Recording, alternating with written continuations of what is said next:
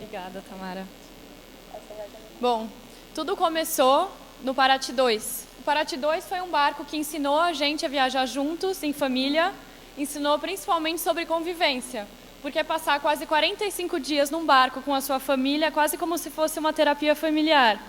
Não tem como jogar ninguém para fora do barco, você não consegue pular e, como dizem, a gente está no mesmo barco. Então, se alguma coisa der errado, o barco afunda com todo mundo junto. Perdão. E no Paraty 2, a gente acabou indo para vários lugares. Dentre eles, a Antártica, 7 vezes a gente foi, 2 no barco e 5 de navio. E a Antártica é o destino favorito da nossa família, assim, a gente vai quase mais do que ir para a praia. E em uma das viagens, meu pai decidiu mudar o roteiro. Ele decidiu que, ao invés de ir para a Antártica, de voltar da Antártica para Ushuaia, a gente pararia nas Ilhas Falklands, que são também conhecidas como Malvinas, pelos argentinos. As Ilhas Falklands foi um lugar que se transformou em completamente exótico, porque a gente estava há muito tempo no meio do gelo, no meio de montanhas nevadas, com paisagens brancas e pinguins, e de repente a gente viu grama. E foi incrível essa sensação, depois de tanto tempo, ver verde. Quando eu desembarquei lá, eu tinha mais ou menos 10 anos, e eu lembro que o capim batia aqui em mim, era muito alto. Hoje já seria um pouquinho mais aqui. Mas a primeira coisa que a gente fez, que era mais ou menos o que tinha para ser feito lá, era uma trilha. Criança normalmente não gosta muito de trilha, não sei se talvez os filhos de vocês gostem, mas ainda mais em um lugar frio. Essa trilha durou quase 2 horas e não acabava. Toda hora eu virava e falava, tá chegando? Tá chegando? E eu passei 2 horas falando isso a cada 10 minutos. Quando finalmente a gente chega no topo, eu olho para o precipício e me deparo com centenas de albatrozes voando. E eu fiquei admirando a paisagem por um tempo, vendo esses albatrozes voando no meio do precipício, quase como se os albatrozes fossem vocês aqui, eram muitos. E, de repente, eu comecei a reparar que muitos estavam com filhote, porque era a época deles ficarem com filhote no ninho. E aí eu comecei a olhar alguns ninhos e os albatrozes batiam as asas, pulavam e voltavam.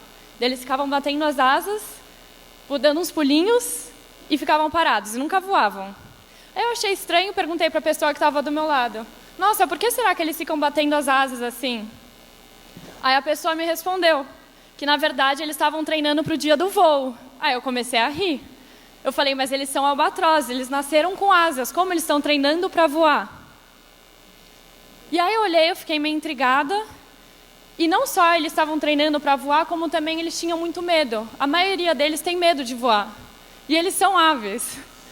E aí eu fiquei observando eles.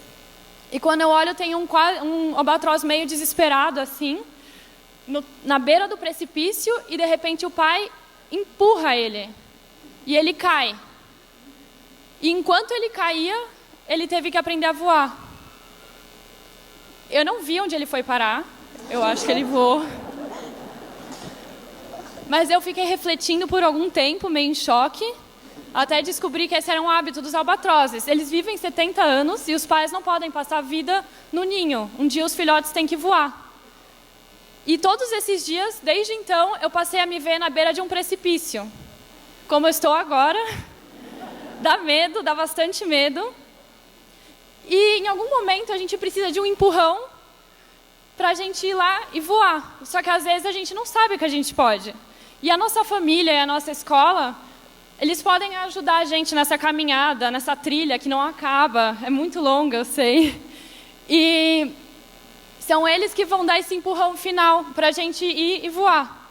E além de tudo, que é o mais importante, eles fazem a gente ver que a gente tem sim asa quando a gente acha que a gente não tem, para um dia poder escolher o nosso próprio caminho.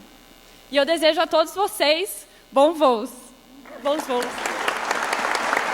Obrigada.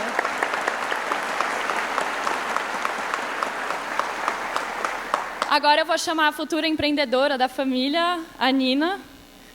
Nina, por favor, venha ao palco.